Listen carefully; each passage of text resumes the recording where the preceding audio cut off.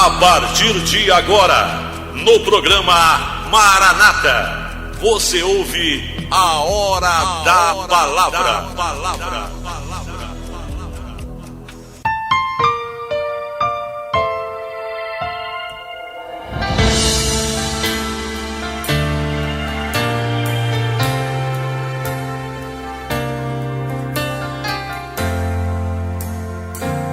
Livro de 1 João, capítulo de número 4, versos 7 e 8. O fim de todas as coisas está próximo. Portanto, sejam criteriosos e sóbrios. Dediquem-se à oração. Sobretudo, amem sinceramente uns aos outros, porque o amor perdoa muitíssimos pecados. Querido irmão, querida irmã que me ouve na Rádio Regional nesta manhã, ou você que posteriormente terá como ouvi-la pela internet, ouvir pelo YouTube ou pelo Facebook. Nós temos aqui uma palavra que é escrita por João, é a primeira, de um conjunto de 2, e ele está falando a respeito, do que virá, de um futuro próximo, mas que é marcado pelo fim de todas as coisas.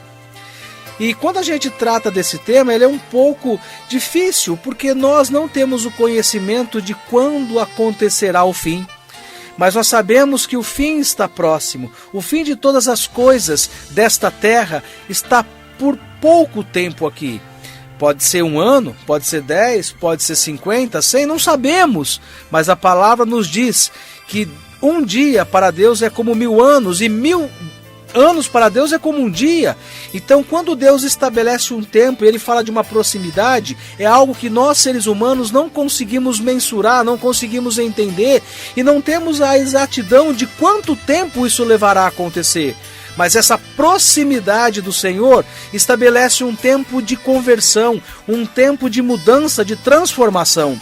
Quando a palavra de Deus ela chega até os nossos ouvidos, dizendo que o fim está próximo, é para que nós saiamos da condição que nós estamos, saiamos da condição de conforto que vivemos, tomamos uma posição de mudança para que nós possamos ser transformados à luz da palavra de Deus. É como Deus está dizendo assim: ei, acorda, saia da condição que você está, porque é necessário que você mude, porque você não sabe quantos anos você viverá. E você não sabendo disso, há o risco de você morrer e receber uma condenação eterna. E quando nós olhamos para as promessas de Deus, nós não fomos criados, concebidos para ser condenados. Pelo contrário, nós fomos criados para sermos salvos, para receber o galardão maior da promessa de Deus, que se chama vida eterna. E quando João está escrevendo essa carta, quando ele direciona esta carta a um povo, ele vai usar de um verbo futuro para determinar a ação dessas pessoas que vão retratar as mudanças, as transformações as quais elas devem viver, as quais elas devem vivenciar. Então ele vai usar um verbo no futuro, dizendo sejam, do verbo ser, quer dizer, mude o seu comportamento. É necessário que você seja futuramente segundo o coração de Deus. E Deus vai dizer assim: em primeiro lugar, você deve ser criterioso. Sejam criteriosos, ou seja, vivam com coerência. Tenha consciência dos seus atos, equilibre o seu pensamento, equilibre as suas emoções, para que as suas atitudes dê essa característica do critério que você estabelece para as coisas que você vive.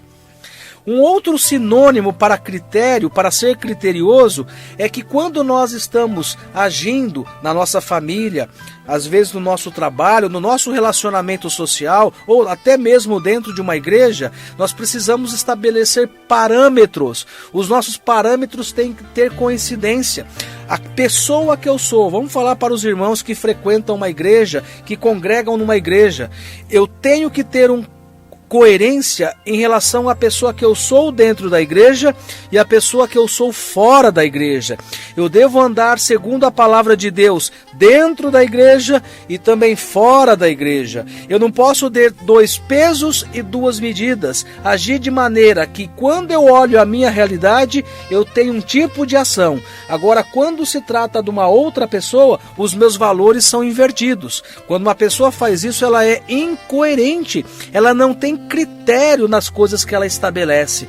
Tipo, aquilo que é meu, aquilo que você fez, eu não vou usar o amor, mas eu vou usar a lei, eu vou usar um critério muito mais ferrenho, muito mais cruel para te julgar. E quando nós não temos nem o direito de julgarmos ninguém, quando olhamos para a palavra de Deus e se nós assumirmos um caráter cristão no nosso ser, em nenhum lugar da Bíblia está escrito que nós temos o direito de julgar. Em nenhum lugar da Bíblia está dizendo que nós temos o caráter de sermos juiz do nosso irmão. Mas a palavra de Deus diz que nós devemos abençoar o nosso irmão. Então, quer um critério cristão, quer um critério que está escrito na Bíblia? Não julgue, porque você não tem autoridade para tal. Abençoe, porque você foi comissionado, você foi escolhido, separado de Deus, para que as vidas que estão ao seu redor possam receber o benefício da bênção que os teus lábios, que as tuas mãos podem oferecer ao teu irmão. A outra orientação futura do sejam, determinado por João, é sejam sóbrios. Sóbrio é ter consciência das coisas, é ser lúcido. Um exemplo comum do nosso cotidiano, uma pessoa quando está alcoolizada, quando ela está bêbada, ela não está sóbria. E geralmente essa pessoa ela se torna inapta, ela não está apta a dirigir, a tomar as rédeas de uma situação, a trabalhar, porque a falta de sobriedade pode incorrer em riscos, pode gerar acidentes, pode haver ferimentos e pode levar à morte. Essa sobriedade que a palavra nos diz, é na sobriedade dos relacionamentos que nós devemos estabelecer, que nós tenhamos um caráter de critério, de coerência, de equilíbrio, de equidade, e que nós tenhamos lucidez naquilo que nós vamos falar. A própria palavra de Deus vai dizer assim, que quando nós conversarmos alguém, quando nós falarmos acerca de alguma coisa com alguém, que a nossa palavra seja sim, sim e não, não. O que passar disso, diz a palavra, provém do maligno. Então, quando você determinar com seus lábios que é sim, que você seja coerente com o seu sim. E quando você falar que é não, seja lúcido no seu não, porque tudo que passar, tudo que não for dessa forma, é confusão. Muitas vezes as pessoas caem naquilo que é a pior maneira de se corromper, que se chama mentira, que é a trapaça, que é o engano, que provém do maligno. A pessoa, quando ela é sóbria, quando ela tem um caráter cristão, ela tem lucidez nas suas ações e no seu comportamento.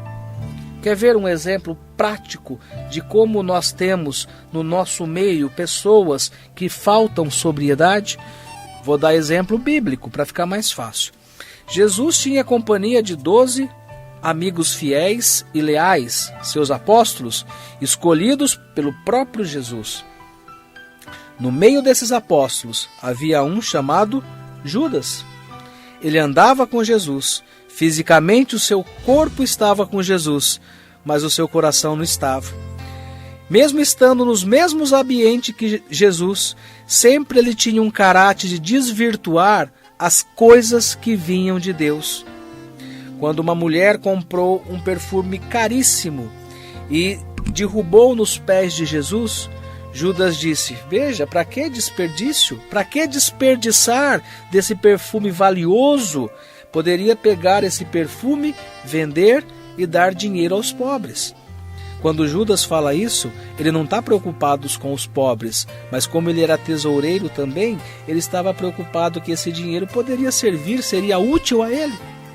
E quando a gente olha adiante, nós vamos perceber que esse mesmo Judas foi a pessoa a qual estava sentado na mesa de Jesus, que talvez fosse próximo de Jesus fisicamente, mas que no seu coração e nas suas atitudes traiu Jesus, vendeu Jesus, corrompeu-se contra aquilo que era mais precioso, o amor de Deus para com ele. E o final dele foi a morte, mas uma morte vergonhosa.